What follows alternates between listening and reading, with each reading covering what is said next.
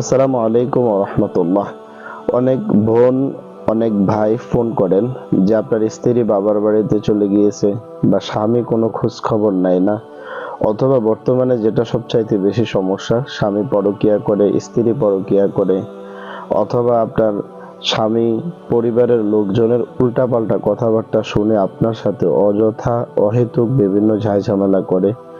আবার মাঝে মধ্যে এমনও দেখা যায় যে হাজবেন্ডকে অন্য কেউ বিভিন্ন জিনিস করে স্ত্রীর থেকে ফিরে আনিয়েছে, অর্থাৎ বিভিন্ন জাদু ব্ল্যাক ম্যাজিক করে স্ত্রীর সাথে স্বামীর সাথে বিচ্ছেদ করে দিচ্ছে, আলাদা করে দিচ্ছে। এরকম অনেক কথা শোনা যায় বা অনেকে এ ধরনের প্রবলেমগুলো ফেস করে থাকেন। আমি আজকে ছোট্ট একটা আমল দেওয়ার চেষ্টা করব, যে আমলটা অনেককে আমি দিয়েছি বা ফেসবুকেও শেয়ার করেছি। এটা যদি প্রপারলি সুন্দর একটি নিয়মে যদি আমলটি আপনারা করতে পারেন, তাহলে আমি আশাবাদী এটার দ্বারা আপনি উপকৃত হবেন ইনশাআল্লাহ। প্রত্যেকটা আমলই কার্যকরী। আমরা সবাই অনেক আমল করি, কিন্তু দেখা গেছে আমরা ওই আমলের ফলাফল সহজে পাই না।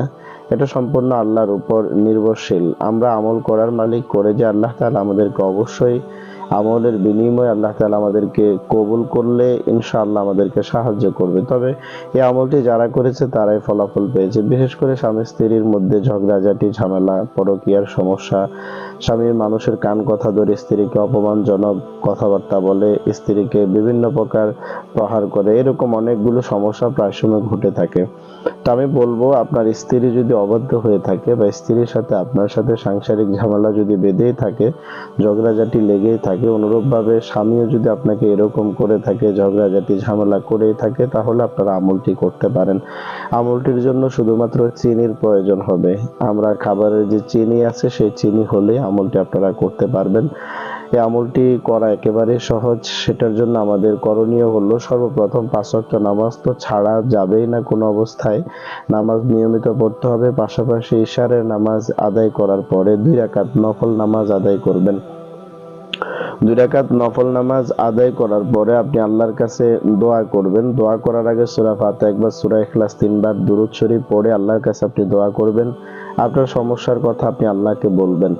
ইনশাআল্লাহ মুনাজাত শেষ করার পরে আপনি যে চিনিগুলো সামনে নিয়ে বসবেন, ওই চিনির উপরে আপনি 7 বার দুরূদ শরীফ পাঠ করে ফু দিবেন। ফু দেওয়ার পরে আপনারা সূরা বাকারার 165 নম্বর আয়াত আপনারা স্ক্রিনে দেখতে পাচ্ছেন। ومن الناس من يتخذ من دون الله أندادا يحبونهم كحب الله والذين آمنوا أشد حبا لله ولو يرى الذين ظلموا إذ يرون العذاب أن القوة لله جميعا। আয়াতটা আপনারা দেখতে পাচ্ছেন, সম্পূর্ণ আয়াতটি দেওয়া আছে। আয়াতটিকে আপনারা 7 বার, 11 বার, 15 বার, 21 বার, যতবার পারেন, একবারে কমপক্ষে 7 বার, উপরে 21 বার আপনি পাঠ করে ফু দিবেন চিনের উপরে। ফু দেওয়ার পরে আবার দুরূদ শরীফ পাঠ করে আপনি ফু দিবেন। ফু দেওয়ার পরে আপনি জাস্ট এই কথাটা একটু বলবেন।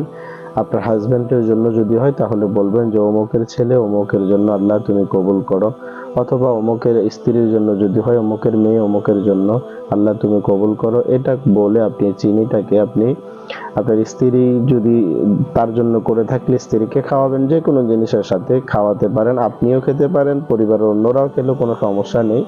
অথবা স্বামীর জন্য করলে স্বামীকেও খাওয়াবেন, আপনিও খাবেন, পরিবারের অন্যরা খেলেও কোনো সমস্যা নেই। এই আমলটা আপনারা করতে পারেন। এখন অনেকে জিজ্ঞেস করবেন যে এটার সোর্স কি, আপনি কোথায় পেয়েছেন এই আমল? বিভিন্ন প্রকার কিতাব আছে, বিশেষ করে যে কিতাবগুলোর মধ্যে বিভিন্ন প্রকার আমল পাওয়া যায়, খুবই পরীক্ষিত গুরুত্বপূর্ণ আমল দেওয়া থাকে বা আমল পাওয়া যায়, সেগুলো থেকে ওই রেফারেন্স, এবং বিশেষ করে এই আমলগুলো যাদেরকে দিয়েছি তারা অনেকেই ফলাফল পেয়েছে। তাহলে কিতাবে পেয়েছি, যাদেরকে দিয়েছি তারাও ফলাফল পেয়েছে, বিদায় আপনাদের সাথে এটি শেয়ার করেছি। আশা করি আপনারা উপকৃত হবেন যদি আপনার নিয়ত খালেস থাকে, সহি থাকে ইনশাআল্লাহ। আল্লাহ তাআলার কাছে দোয়া করার পাশাপাশি আল্লাহর কালাম দিয়ে যদি আপনি এরকম আমল করেন, আশা করি আল্লাহ তাআলা আপনার উপরে বেরাজি হওয়ার বা আপনার উপরে নাকশ হওয়ার কোনো কারণ নেই। আল্লাহ তাআলা আপনাদের সবার ভালো করুক, সবার পরিবারে শান্তি দান করুক। ভিডিওটি ভালো লাগলে শেয়ার করে অন্যকে দেখার সুযোগ করে দিবেন। পেজে নতুন হলে পেজটিকে ফলো করবেন। আসসালামু আলাইকুম ওয়া রাহমাতুল্লাহ।